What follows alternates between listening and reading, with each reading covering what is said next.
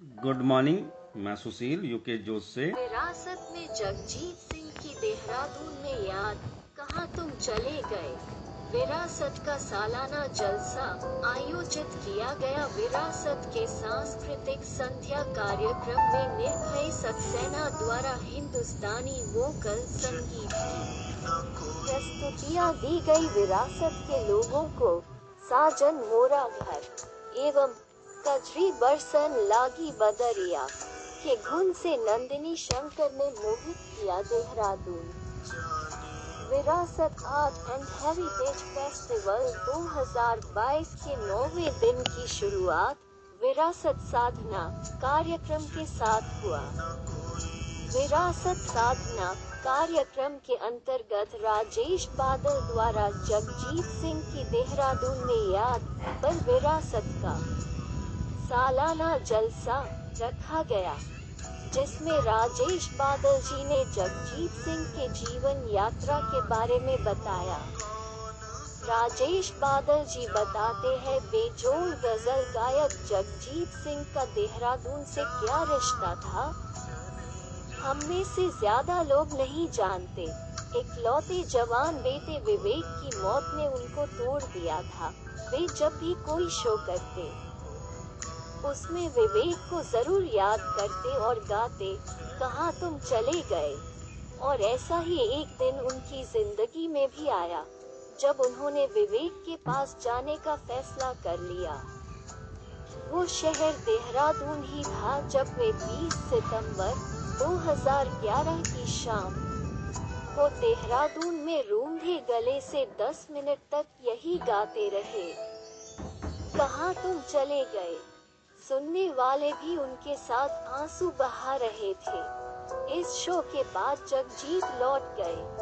वे मुंबई पहुंचे और कोमा में चले गए, फिर कभी होश में नहीं आए और करोड़ों दीवानों को बिलखता छोड़ गए। राजेश बादल आगे बताते हैं, कैसे जगजीत सिंह जी ने अपने जीवन में संघर्ष किया और उनके कुछ दोस्तों ने कैसे उन्हें मुंबई में रहने और कुछ करने के लिए प्रेरित करते रहे एवं जब जरूरत पड़ती उन्हें उनके गांव के दोस्त मदद करते थे। उन्होंने बताया कि कैसे जगजीत सिंह समाज के प्रति अपने जिम्मेदारियों का निर्वहन करते थे एवं जरूरत पड़ने पर लोगों की मदद करते थे। देहरादून को याद करते हुए उन्होंने बताया कि उनका अपने मित्र वैद्य जी इलाज करते थे एवं जब भी वे देहरादून आते थे तो वे देहरादून के आसपास हरे भरे पेड़ों के बीच चलना पसंद करते थे और देहरादून उनके दिल में हमेशा धड़कता रहा।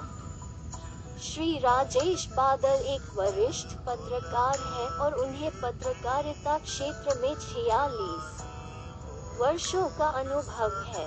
उन्होंने प्रिंट मीडिया में नवभारत टाइम्स और रविवार जैसे प्रकाशनों के साथ अपना करियर शुरू किया और रेडियो, टेलीविजन, फिल्म और अन्य डिजिटल प्लेटफॉर्म तक का सफर किया है।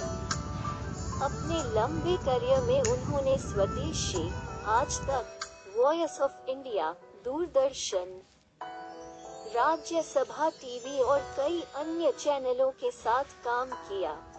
वे एक विशेष संवाददाता होने से लेकर एक संपादक, मुख्य संपादक, कार्यकारी निदेशक आदि होने की चुनौतियों का सामना किया। राजेश बादल एक समर्पित होने के साथ साथ उन्होंने करंट अफेयर्स, विज्ञान, शिक्षा और जीवनी को कवर किया। उन्हें 1977 के चुनावों, भोपाल गैस त्रासदी, नेपाल और कश्मीर में भूकंप, सुनामी और अन्य महत्वपूर्ण घटनाओं के समाचारों की गहन कवरेज के लिए जाना जाता है। श्री बादल विश्वविद्यालयों में अतिथि व्याख्याता, पाठ्यचर्या सलाहकार और बोर्ड के सदस्य के रूप में कई विश्वविद्यालयों से जुड़े हुए हैं।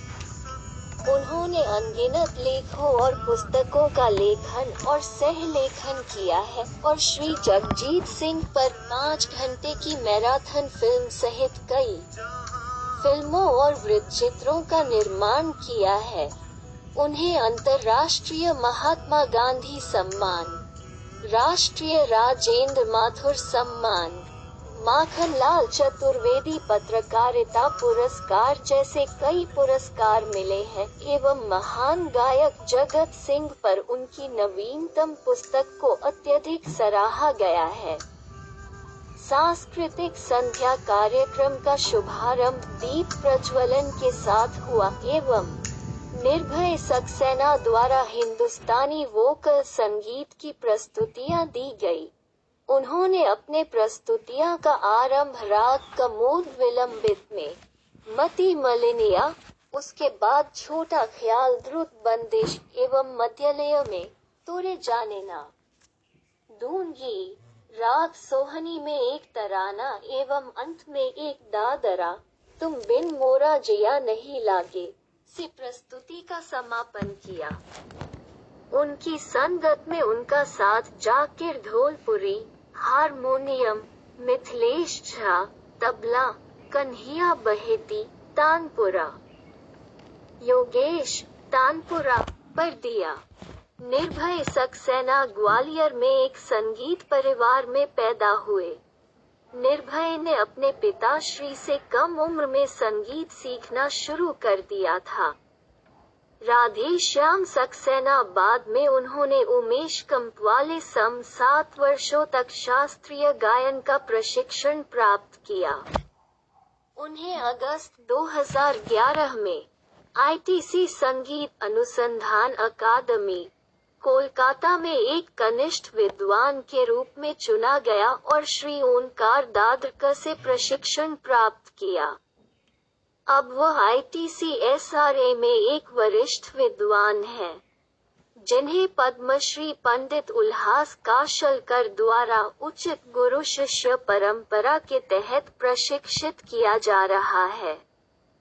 उन्हें ITCSRA में गुरु शिष्य परंपरा में बनारस घराने के प्रमुख पद्म विभूषण विदुषी गिरिजा देवी से ठुमरी, होली, चैती, कजरी, दादरा और टप्पा की पूरब अंग गायकी की तालीम लेने का भी सौभाग्य मिला है। ITCSRA में अपने प्रशिक्षण के साथ निर्भय ने कंप्यूटर विज्ञान इंजीनियरिंग। नंदिनी शंकर एक भारतीय वायलिन वादक हैं जो हिंदुस्तानी शास्त्रीय संगीत और फ्यूजन का प्रदर्शन करती हैं। वो संगीता शंकर की बेटी और प्रसिद्ध वायलिन वादक पद्म भूषण एन. राजम की पोती हैं। शंकर ने 3 साल की उम्र में अपना प्रशिक्षण शुरू किया और 8 साल की उम्र में अपना पहला सार्वजनिक प्रदर्शन उन्होंने दिया। वे 13 साल की उम्र में अपना पहला पूर्ण एकल प्रदर्शन दिया। नंदिनी शंकर गायकी आंग में वायलिन बजाती है। वे एक प्रमाणित चार्टर्ड अकाउंटेंट भी है। शंकर ने 2016 में कार्नेगी हॉल में परफॉर्म किया एवं वे संयुक्त राज्य अमेरिका के साथ साथ Canada, New Zealand, Switzerland, United kingdom, France, Germany, Belgium, Netherlands, Hungary, संयुक्त अरब अमीरात, बांग्लादेश, मलेशिया, श्रीलंका, इंडोनेशिया और सिंगापुर में भी अपनी प्रस्तुतियां दी है।